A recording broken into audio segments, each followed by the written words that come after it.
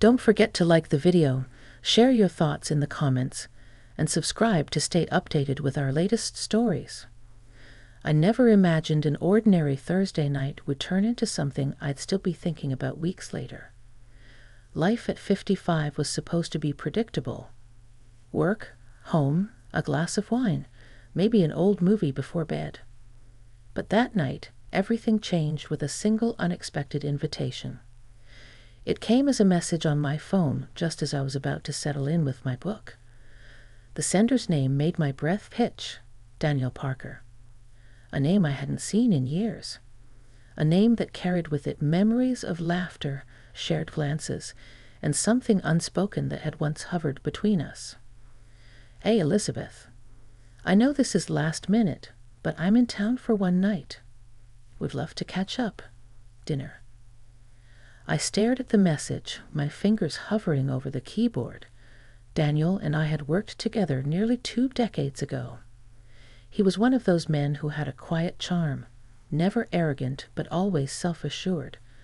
We'd always had a connection, one that never crossed any lines but always lingered in the air between us, waiting for the right moment.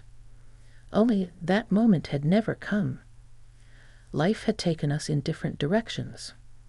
And now here he was, after all these years. My heart raced as I typed back, "Where and what time?"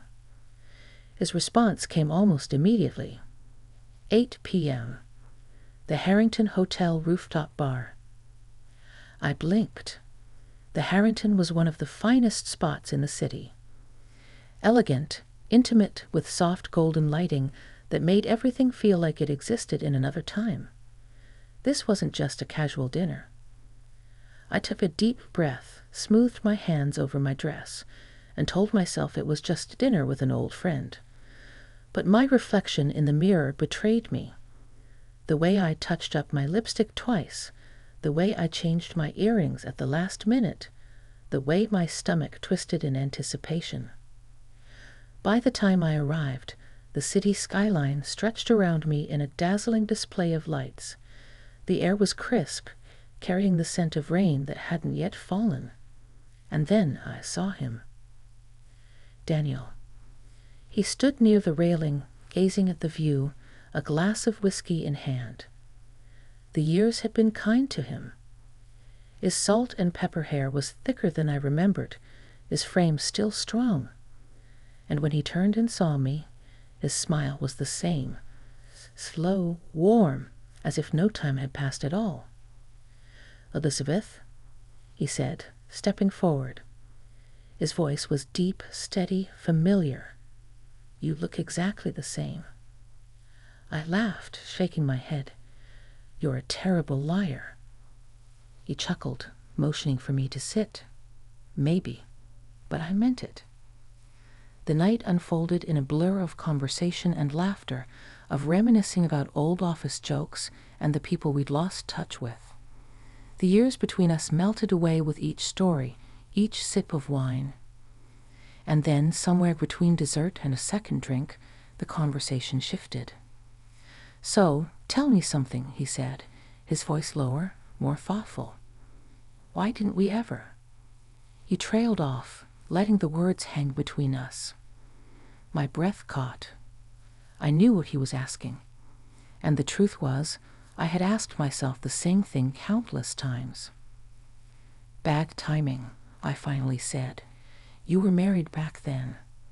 I respected that. He nodded, running a hand over the rim of his glass. I was. And then, when I wasn't anymore, life happened. But I always wondered if things had been different. I swallowed hard. There was something so intimate about old feelings resurfacing after years of being buried. "Are you wondering now?" I asked before I could stop myself. He looked at me for a long moment, then exhaled a soft laugh. "I am."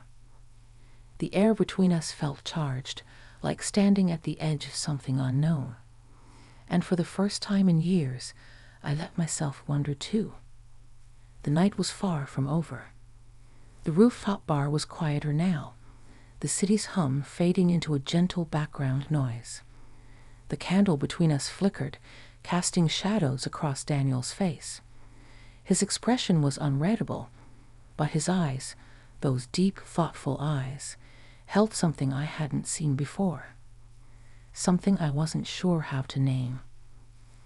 I took a sip of my wine, my fingers tightening around the glass. "So," I said, forcing a lightness into my voice, "what exactly are you wondering?" Daniel leaned back in his chair, his gaze steady. "I'm wondering how different things could have been if I had made different choices." A warmth spread through my chest, equal parts nostalgia and something dangerously close to longing. "You can't change the past, Daniel." "No," he agreed, his fingers tapping against the side of his glass. "But sometimes the past finds its way back to you." I let out a quiet laugh, shaking my head. "That sounds like something out of a movie." His lips curved into a smirk. "Maybe. But tonight, it doesn't feel like coincidence, does it?" I swallowed, my heartbeat quickening. He wasn't wrong. The years had separated us, life had pushed us in different directions, and yet here we were. Two people sitting across from each other, not as co-workers, not as friends reminiscing, but as something else entirely. Something unresolved. The air felt heavy, charged with the kind of tension that only existed between two people who had almost been something once but never were. "Come with me," Daniel said suddenly, standing and holding out his hand. I hesitated. "Where?" He smiled, tilting his head toward the elevator. "For a walk. Somewhere quieter." Every rational part of me screamed to say no. To finish my wine, say goodnight, and leave with my dignity intact. But my heart, the one that had once fluttered whenever he walked into the room, made the decision for me. I took his hand. The warmth of his palm against mine sent an unexpected shiver down my spine. He led me toward the elevator, and as the doors slid shut behind us, the silence between us grew even heavier. Neither of us spoke as we descended, but I could feel the tension between us, thick and undeniable. When the doors opened, Daniel guided me through the quiet hallways of the hotel until we stepped out into a private courtyard, hidden away from the city's chaos. A small fountain trickled in the center, surrounded by ivy-covered walls. String lights hung overhead, casting a soft golden glow across the cobblestone path. It was the kind of place you'd never find unless you knew exactly where to look. "How did you know about this?" I asked, breaking the silence. Daniel slipped his hands into his pockets, looking around. "I stayed here once, years ago. Found this place by accident. I thought you'd like it." I smiled, wrapping my arms around myself against the cool night air. "You remember what I like." His expression softened. "Elizabeth, I remember everything about you." Something about the way he said it made my chest tighten. We stood there for a moment, neither of us moving, neither of us daring to break whatever fragile thread was holding this moment together. "I don't know what this is," I admitted finally, my voice barely above a whisper. "I don't know if it's just nostalgia or—" Daniel took a step closer, just enough that I could feel the warmth of him in the cool night air. "Does it matter?" I looked up at him, searching his face for something. Reassurance, understanding, maybe even a sign that I wasn't crazy for feeling this way after all these years. But all I saw was a man who had once been a question mark in my life.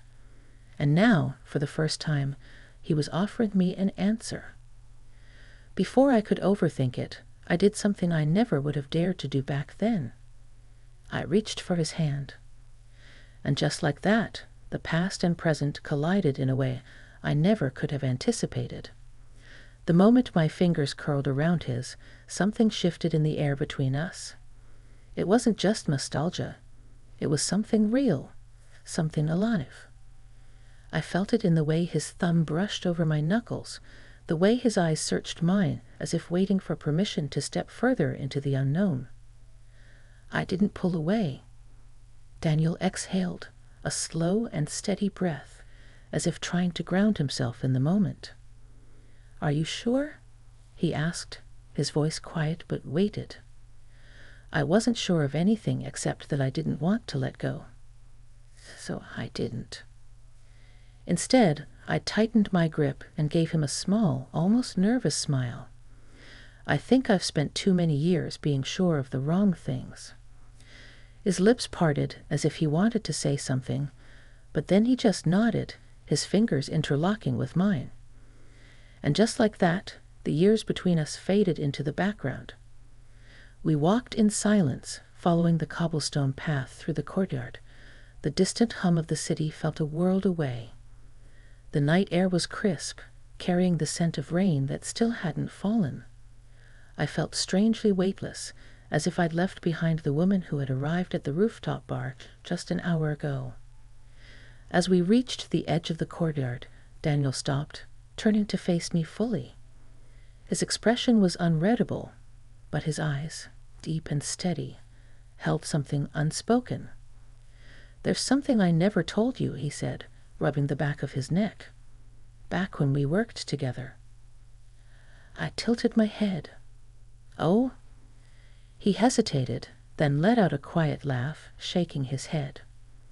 "I used to find reasons to walk by your office, even when I didn't need to."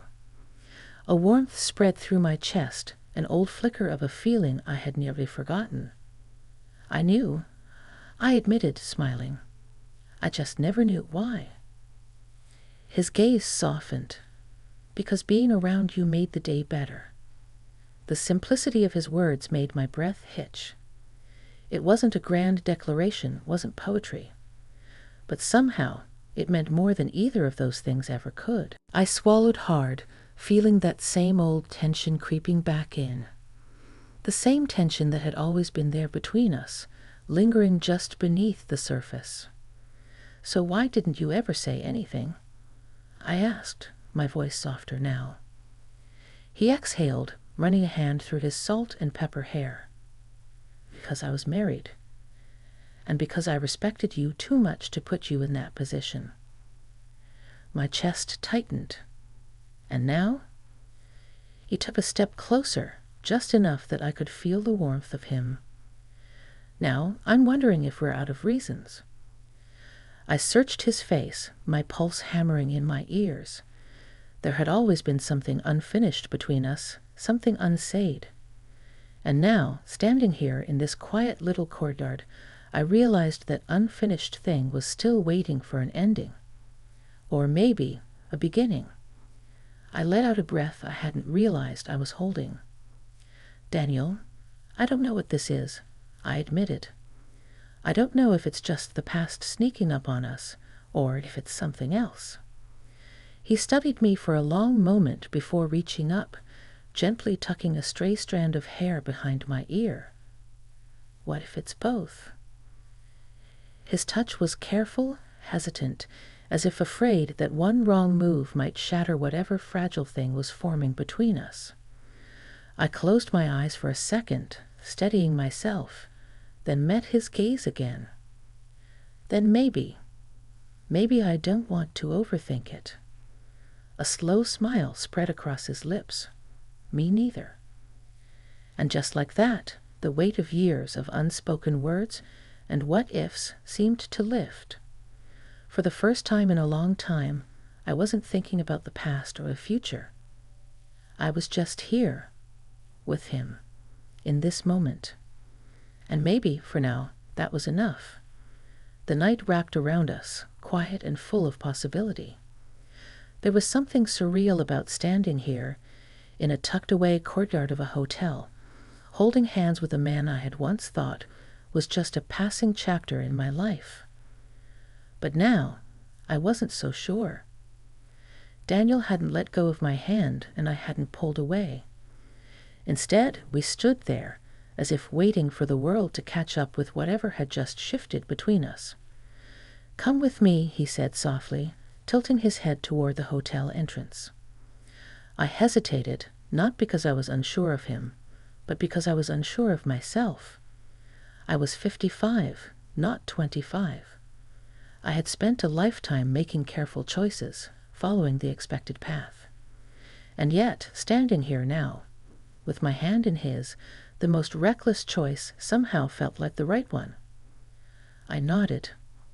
He led me inside, not toward the bustling lobby, but down a quieter hallway, where a lounge with dim lighting and soft jazz music playing in the background offered more privacy.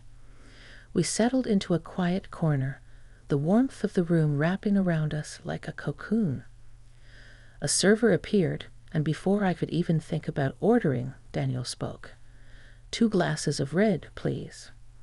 I raised an eyebrow. You remember? He smirked. Like I said, Elizabeth, I remember everything. There was something about the way he said my name, slow, deliberate, that sent a shiver down my spine. The wine arrived, and as I took a slow sip, I studied him. The years had left their mark on both of us. There were lines around his eyes, a sprinkle of gray in his beard, but none of it made him look older. If anything, it made him look like a man who had lived, who had learned. I don't know what to do with this, I admitted, swirling my wine. With us. Daniel leaned forward, his forearms resting on the table. What if you didn't have to know? What if, for once, we just let things happen? I exhaled, letting the weight of his words settle. I had spent my whole life planning, analyzing, making sure I never stepped into anything uncertain. But wasn't this what I had wanted once? The possibility of something real. I looked at him then, really looked at him. At the man who had always been there in the back of my mind, a what-if I had never dared to explore. I think, I said slowly, setting down my glass, that I'm tired of wondering what could have been. His eyes darkened with something I couldn't quite name. So am I? Silence stretched between us, but it wasn't uncomfortable. It was filled with something deeper, something waiting to be acknowledged. And then he reached for my hand again. Not urgently, not possessively, just a quiet, steady touch, as if to remind me that this moment was real, that we were real. I squeezed his hand, a slow smile pulling at my lips. So what now? Daniel chuckled, shaking his head. Now, I walk you to your car like a gentleman. And then, if you'll let me, I'd like to take you to dinner tomorrow. A proper one. No past, no regrets, just you and me. A warmth spread through my chest. That sounds like a start. He lifted my hand to his lips, brushing a soft kiss over my knuckles. Then let's start. And just like that, the story I had never expected to write, the one I had spent years unknowingly waiting for, began.